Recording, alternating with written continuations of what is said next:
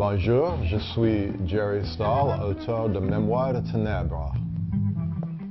The book is about a man who goes to hell, lives there for a while, and when he gets out of hell, he realizes he likes it more than heaven, so he goes back.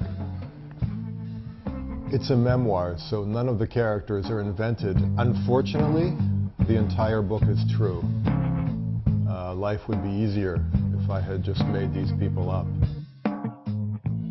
I think quite often young writers will say to me, they'll read my book and they'll say, how do I get to be a writer like you? And I will say, well, destroy your life, betray all your friends, lose everything you have, ruin your health, get in trouble with the law, live on the street,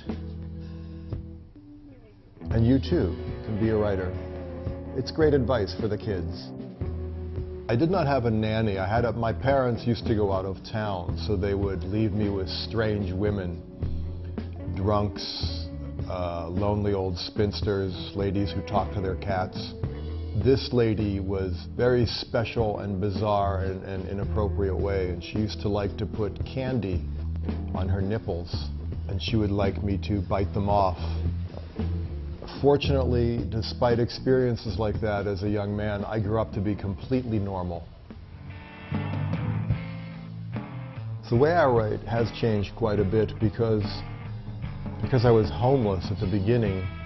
I had to write a lot of the book outside, which is very difficult, particularly when it's windy, because the pages blow away. Now, of course, I have a home, and I can write indoors. I have indoor plumbing. I don't have to steal my food, which may sound like not a big deal, but it can be tricky to have 3 meals a day.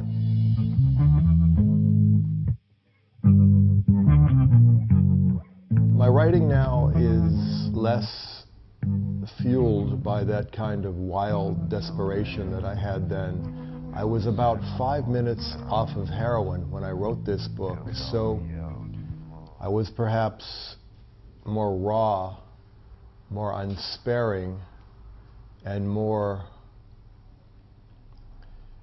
honest in a way that I perhaps wouldn't be now when I would try to look good and create a different kind of image. At that point, I was just naked unto the world. My nerves had no coating on them. And when you write in that state, while it might not be as elegant as a more thoughtful and stable writer, there is a kind of urgency and a kind of energy that you don't have when you are more sane. This is a very valuable book. If you have roaches in your home, perfect for killing the bugs. If you have a headache, you can hit yourself in the head 2 or 3 times, should do. It will get rid of your pain. And there is a beautiful picture for animal lovers of a rat hanging from a traffic light, which may seem bizarre in France, but in Los Angeles, most traffic lights have rats hanging from them. It's sort of a tradition in that city that they catch the rats, they tie a string around their tail, and they hang them, and then children like to come by and hit them with sticks. It's a wholesome, fun game for the whole family, rat smacking, and I'm very proud that it was captured.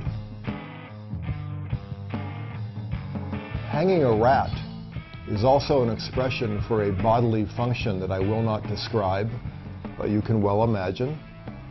So I suppose the publisher was telling me how much he loved my book by hanging a rat on the cover. I could not be prouder of this cover than I am now. Many books, they don't have the hanging rat on the cover, but me, I've got the rat.